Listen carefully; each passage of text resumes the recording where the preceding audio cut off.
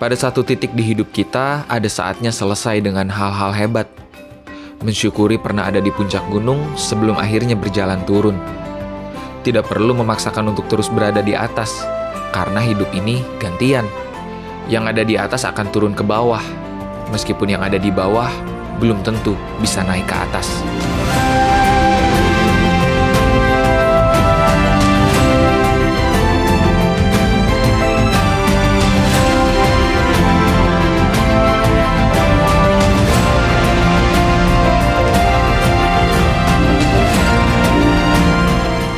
Oke kawan-kawan, kita kali ini akan menuju sebuah gunung yang terakhir kali saya daki sekitar tahun 2020 ya Ki ya. Terakhir kita mendaki bareng ke gunung itu, yaitu Gunung Ciremai.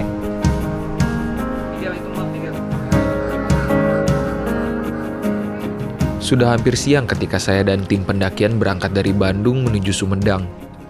Ada Gande Wijaya alias Mang Batman dan Eki Sulistina yang menemani pendakian kali ini. Lucunya, kalau saya melihat-lihat komentar di dunia maya, formasi ini kerap dirindukan oleh para penonton lama. Jujur saja, bagi saya pun, mendaki bersama Mang Batman dan Eki menimbulkan rasa nyaman. Namun, bukankah terlalu larut dalam rasa nyaman malah berbahaya? Nanti saya jelaskan.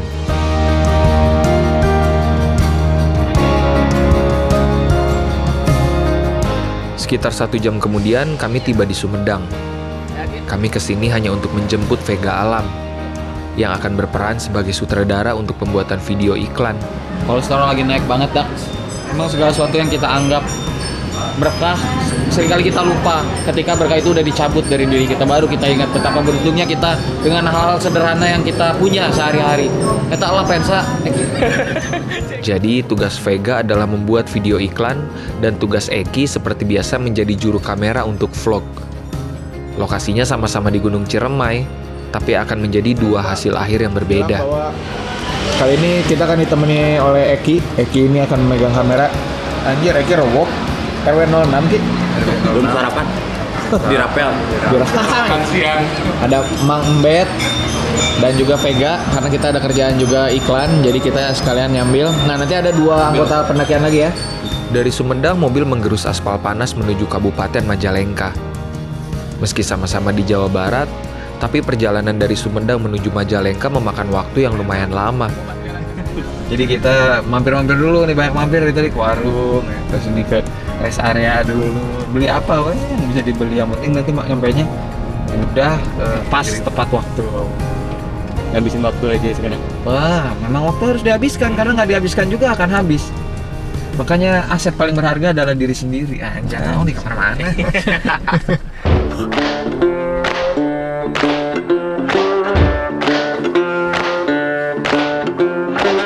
Perjalanan juga diperlambat dengan banyaknya perbaikan jalan. Dipikir-pikir, setiap kali saya melakukan perjalanan, memasuki jalan tol manapun ada saja perbaikan. Seakan-akan fasilitas di negeri ini selalu dalam kondisi kurang baik, sampai harus terus-menerus diperbaiki. Seakan-akan loh ya, hehe. Nah, doa kita dijawab dengan kontan ya, minta perjalanan tidak terlalu cepat. Lihat nih, ada perbaikan jalan, terus di depan ada truk. Terus kita semua sampai belakang, ngantri tuh, sampai belakang, mobil-mobil belakang. Panjang lagi. Panjang tuh. Panjang banget. Sampai Cileunyi. Ya, si panjang. Jadi memang hati-hati dalam berucap itu memang benar adanya kalau kita mau ngomong sembarangan, kan lambat, benar dibikin lambat. Kalau bisa dia truk, di sini kita maki-maki. Bukan salah dia, maksudnya maki-maki pemerintah. Oh jangan. Bicara soal Ciremai, ini akan menjadi kali ketiga saya ke gunung yang merupakan atap Jawa Barat tersebut. Yang kedua di tahun 2020 dalam ekspedisi atap negeri, di mana saya dan Eki memakai jalur Palutungan. Yang pertama adalah tahun 2016, 1 dekade lalu. Pertama kalinya ke Ciremai, menggunakan jalur yang sama yang akan kami gunakan kali ini, yaitu jalur Apuy. Dalam 2 pendakian ke Ciremai sebelumnya, saya selalu berambisi ingin sampai ke puncak. Mungkin karena di keduanya saya terlibat dalam sebuah misi. Namun kali ini tidak sampai puncak pun tak mengapa. Sejak beberapa tahun lalu, setiap menjalani dunia panggung, jika saya atau band dan kru tegang, entah itu menghadapi panggung besar, penonton sedikit, atau hujan, kami memiliki mantra yang diplesetkan dari saya datang, saya melihat, saya menang, atau Veni Vidi Vici, yaitu saya datang, saya bekerja, saya pulang. Alias tugas kami hanya bekerja dengan sebaik-baiknya. Di luar dari itu bukanlah kuasa kami. Tidak perlu ada perasaan bahagia berlebih ketika penonton puas, atau kecewa berlebih ketika tidak ada yang menonton. Merisaukan hal yang tidak bisa kita kendalikan adalah sebuah kesia-siaan. Hal tersebut juga yang selalu saya tanamkan pada diri sendiri di dunia pendakian. Tugas saya adalah mendaki sampai ke puncak gunung. Tapi kalau alam belum mengizinkan, tidak perlu sedih terlalu lama. Berarti belum jalannya. Taruh ekspektasi serendah-rendahnya dan usaha setinggi-tingginya. Semoga panduan tersebut yang selalu kita jalankan. Kok nggak bisa naik mobil? Apoy base camp. Iya, nggak bisa, itu kan ada tuh bacanya. Jadi lewat mana? Putar balik aja di dalam, soalnya nggak bisa naik ke atas. Paling jalur yang sebelah, jalur Argalingga. Tapi ke base campnya bisanya Pak. Lewat mana Kang ya? Hah? Lewat mana? Yang dari jembatan tuh, dari jembatan nanti belok kanan lagi. Ini putar balik berarti. Ya putar balik lagi.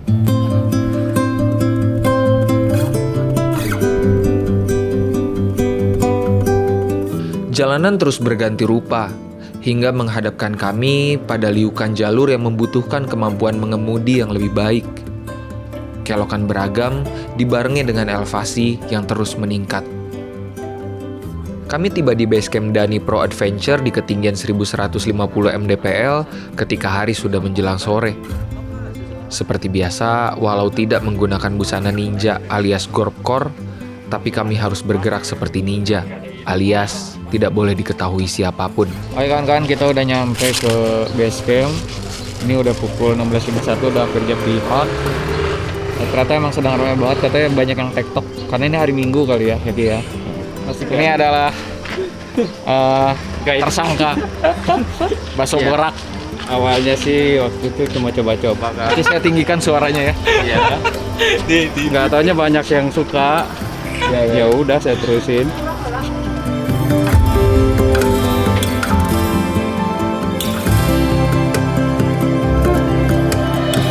Hey Master yo. Sinilah tempat kita akan lihat malam ini. Di sini udah ada beberapa kasur dan kita akan bersama-sama di sini. Mungkin nanti ada satu anggota kita yang perempuan, mungkin nanti kita atur ya bagaimana caranya biar ada privasi. Kami kemudian berkenalan dengan Kang Leki dan Kang Awal yang akan menjadi porter kali ini. Selepas membahas tentang makanan, mereka pun mulai belanja logistik. Tatkala hari hampir gelap, datang dua anggota terakhir dalam tim kami, yaitu Sana Jasmine Misbah, biasa dipanggil Jasmine, dan partnernya Fatu, biasa dipanggil Anton. Dari Fatu ke Anton jauh juga ya namanya. Porter yang baru kembali sekitar pukul 8 malam membuat kami harus packing di waktu yang seharusnya dipakai untuk tidur. Saya dan kawan-kawan baru bisa terlelap setelah lewat tengah malam.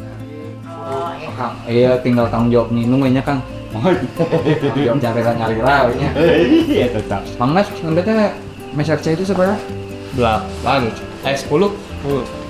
Oh, dua-duanya. Iya, Seorang duanya. iya. Jadi cara gue ngecek kaosnya. Oke, jadi kita udah beres packing. Dan kita siap-siap istirahat dulu kawan-kawan. Saya istirahatnya kayak gini. Biar bangun langsung, let's go! Itulah sesuatu yang berlebihan, itu tidak baik ya.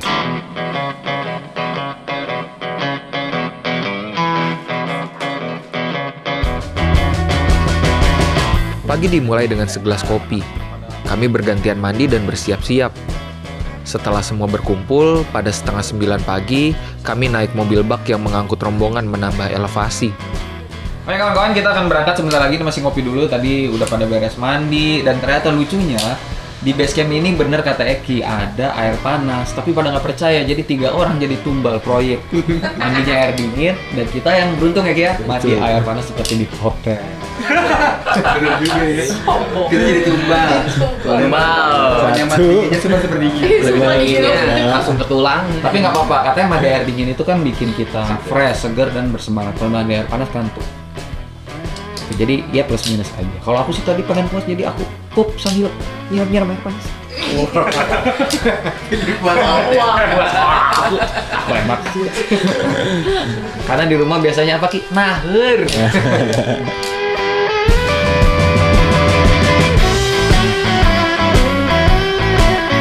Menyusuri kebun dan ladang, merasakan terik mentari yang kontras dengan angin sepoi yang menyapu diri. Saya mengenal Jasmine dan Anton di media sosial. Jasmine sendiri cukup tersohor di internet. Sementara Anton lebih sering bekerja di belakang layar setiap Jasmine membuat konten. Kalau saya tidak salah ingat, Jasmine pernah bilang bahwa dia dan Anton berjumpa pertama kali di tempat gym. Ya, melihat tubuh mereka yang atletis, saya sih tidak heran ya.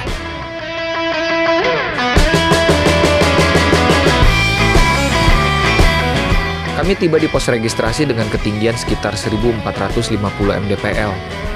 Tentu harus registrasi resmi, apalagi Ciremai adalah taman nasional. Saya agak lupa tempat ini, tapi saya ingat benar bahwa tahun 2016 adalah pertama kalinya saya tektok di gunung. Ya, walaupun pada masa itu belum disebut tektok. Jadi kita udah tiba di pos registrasi, ini udah jam 8.45 dan kawan kita Kang Dani ya, Kang Dani yang nyetir juga tadi Aki ya? Iya betul. Ngurus dulu, nanti kita harus cek kesehatan dulu sebelum naik. Dan saya ingat sekali terakhir kali lewat Apu itu 2016 ya kalau nggak salah, 10 tahun lalu. Dulu nggak tahu, mungkin banyak yang berubah atau gitu kawan-kawan. Oke lah, kita lanjut dulu ya.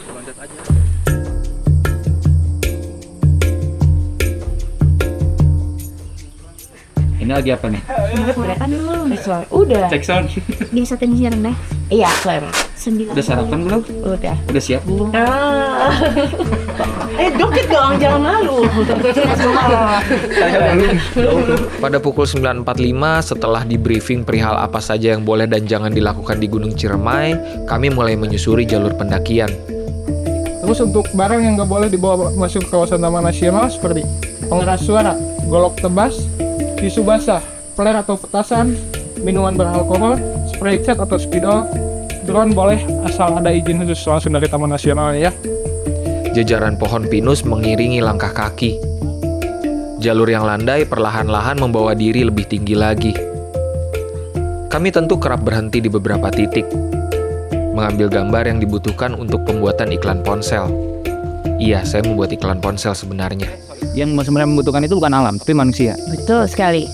Makanya ketika ada kata-kata gunung tidak minta untuk didaki dan dikotori, memang benar adanya. Karena alam itu tidak pernah meminta ada manusia. Betul. Kalau manusia tidak pernah ada di dunia ini, pasti alam akan kembali bersih. Aduh. Jadi diingat, kita tidak bisa mencegah pendaki untuk datang, terutama ke gunung-gunung yang sudah ada jalurnya. Tapi kita selalu bisa meminimalisir kekotoran yang terjadi. Janganlah jadi salah satu orang yang mengotori gunung. Betul sekali. Karena orang yang mengotori gunung adalah sebenar-benarnya sampah. Wah, betul sekali. Aduh. Vega bercerita tentang kamera barunya yang sudah 10 bit dengan dinamika warna yang jauh dibandingkan kamera saya yang sedang dipakai Eki. Kelak saya akan terbujuk kata-kata Vega untuk upgrade dan mengganti kamera yang berjasa untuk atap negeri ini dengan kamera baru yang lebih canggih. Bukan karena saya mau, tapi karena saya perlu. Kalau kamu bergerak di bidang dunia kreatif, pasti tahu rasanya sudah nyaman dengan sebuah alat dan dipaksa ganti karena tuntutan teknologi. Ya, mau bagaimana lagi? Kicau mania gerem, kicau mania gerem. Pertama kali saya mendaki ke Gunung Ciremai via Apuy, jalur yang kami daki sekarang adalah tahun 2016. Bulan Mei, ketika acara Sapara Kanca waktu itu. Dan itu pertama kalinya saya mengenal yang namanya pendakian tektok. Tapi kita belum nyebut itu tektok waktu itu karena kita ada acara kibar bendera. Dan saya harus naik turun dalam satu hari meskipun nyampainya malam. Yang kedua tahun 2020 waktu atap negeri via Palutungan ya, waktu itu ya bareng Eki. Nah tapi yang saya pikirkan adalah betapa dulu waktu tahun 2016 kuat sekali stamina saya ya. Karena dulu sampai jalan naik turun lagi masih bisa kayak anak-anak muda. Sekarang baru kayak gini aja haheho. Nah tapi kalau berbicara bahwa dulu saya gini, dulu saya gitu, dulu gunungnya gini, dulu gunungnya gitu, itu terkesan abang-abangan sekali ya. Dan saya sangat menghindari kata-kata abang-abangan kayak oh zaman saya mah dulu bagus, zaman saya mah gini, zaman saya gitu. Karena saya pernah mendengar sebuah pepatah yang berkata bahwa kalau kita terlalu mengglorifikasi masa lalu, berarti ada yang salah dengan diri kita di masa ini. Karena kita cuma bisa melihat yang indah-indah di masa lalu. Tapi kalau kita merasa di masa lalu kita ada yang kurang, ada yang alay, kita terus memperbaiki diri sampai kita merasa, aduh dulu aku malu-maluin banget. Berarti sekarang sudah menjadi manusia yang lebih baik. Jadi jangan pernah mengglorifikasi masa lalu, kecuali memang itu kenangan untuk personal aja ya. Tapi kalau untuk diceritakan kepada orang-orang, setiap orang ada masanya dan setiap masa ada orangnya.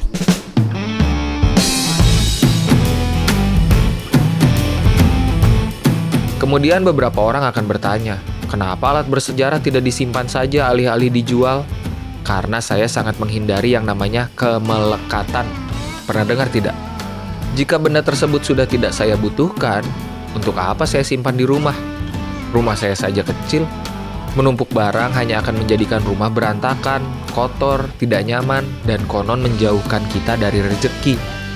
Tentu prinsip anti kemelekatan ini belum bisa saya aplikasikan sepenuhnya dalam hidup.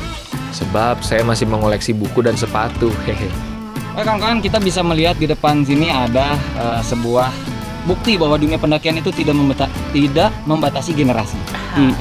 Jadi generasi manapun bisa saling mendaki ya. Iya. Buktinya seperti Jasmine ini kan dari Gen Z ya, dan Mang Bet ini baby boomer.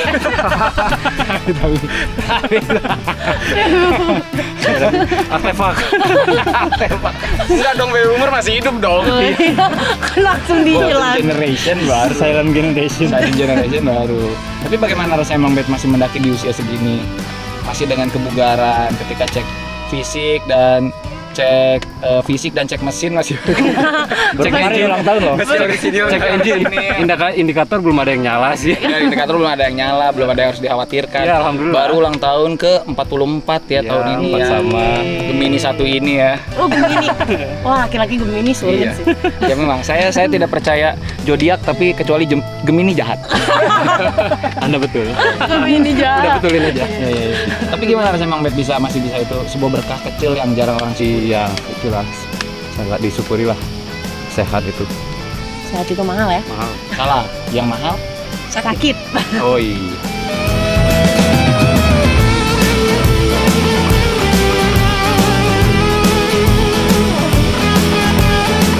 Kawan-kawan, kita udah tiba di pos 1 depan dengan ketinggian 1.600an mdpl. Sekarang udah jam 16 dan dolar sudah berhasil ditekan kembali ke harga 17.600. Alhamdulillah. Tapi saya rugi banyak ya. Anjay. Ini Daddy, sugar daddy. Harus dirawat. Wow. Selama ini kita terbiasa menyebut gunung ini Gunung Ciremai.